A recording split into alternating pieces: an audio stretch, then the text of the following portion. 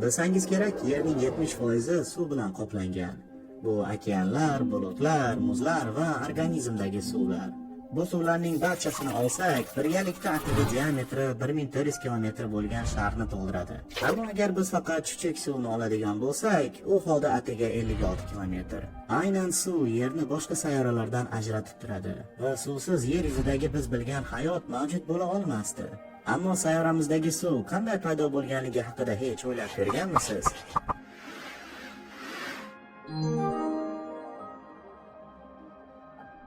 Dastlab bizning quyosh tizimimiz nebula deb atalgan yulduzlardan qolgan gaz va chang buluti aylanib bir joyda to'planishi natijasida hosil bo'lgan. Va ushbu nebulaning bir qismi suv bo'lgan. Lekin yosh quyoshning nuri bir kun kelib Yer shakllanadigan orbitada suv bug'ining o'z-o'zidan kondensatsiyasiga to'sqinlik qilgan. Ammo nebulaning mayda parchalari kichik kondensatorlar rolini o'ynagan va shu bilan o'zining sirtida yupqa suv qatlamini hosil qilgan. Va mana shu suvga ega bo'lgan parchalar boshqa parchalar bilan birlashib bizning yosh sayyoramizni hosil qilgan. Yer sovishi bilan yer qobig'idagi toshlar atmosferaning dastlabki davrdagi kimyoviy moddalar bilan reaksiyaga kirishib, yanada ko'proq suv molekulalarini hosil qilgan.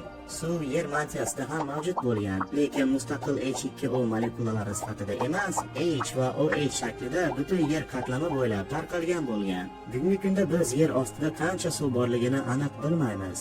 Biroq yer ostidagi minerallar ichida ibtidoiy H2O'ning miqdori bir nechta okeanlarga teng bo'lishi ajablanarli emas. Ammo bu suvlar yerdagi suvning faqat oz qismi qanday paydo bo'lganligini tushuntiradi. Bugungi kunda yer yuzidagi suvning asosiy qismi quyosh tizimining tashqi qismidan kirib kelgan.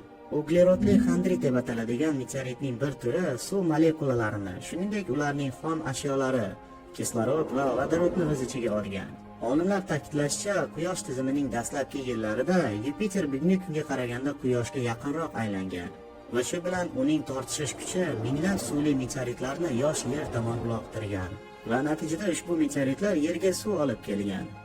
Ammo shuni ta'kidlash kerakki, nafaqat uglerodli xandritlarda suv bor. Quyosh tizimida o'z tarkibida suvga ega bo'lgan milliardlab kometalar va asteroidlar mavjud va ular ham bizning yerimizga suv tashlashi mumkin bo'lgan. Va shu joyda biz savol berishimiz mumkin. Tarkibida suv bo'lgan milliardlab asteroidlar va kometalar bor ekan, nega unda biz suv yerga aynan uglerodli xandritlardan kelganiga shunchalik aminmiz? Gap shundaki, yerdagi suvning atom tuzilishi biz topayotgan boshqa kometalar va asteroidlardagi suvning atom tuzilishiga mos kelmayapti. Ammo uglerodli xandritdagi suv atomining tuzilishi bizning suvimizga to'g'ri kelgan. Shu sababli ham bugungi kunda biz yer yuzidagi suvning asosiy qismi uglerodli xandritlardan kelgan deb xulosa qilishimiz mumkin. Okey, lekin mana shu asteroidlardagi suv o'zi umuman qayerdan kelgan? Astronomlar kosmosning turli qismlarida suvni topishgan. Suv tom ma'noda butun kosmos bo'ylab tarqalgan.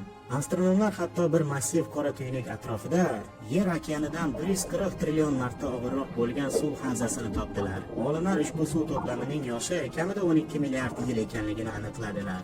Va yana savol tug'iladi. Unda birinchi suv qachon paydo bo'lgan? Suvning birinchi komponenti vodorod katta portlash paytida hosil bo'lgan.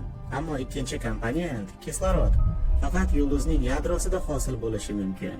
Demak, suv koinotdagi birinchi yulduzlar yonishi bilanoq paydo bo'lgan. Ya'ni taxminan 12,7 milliard yil oldin.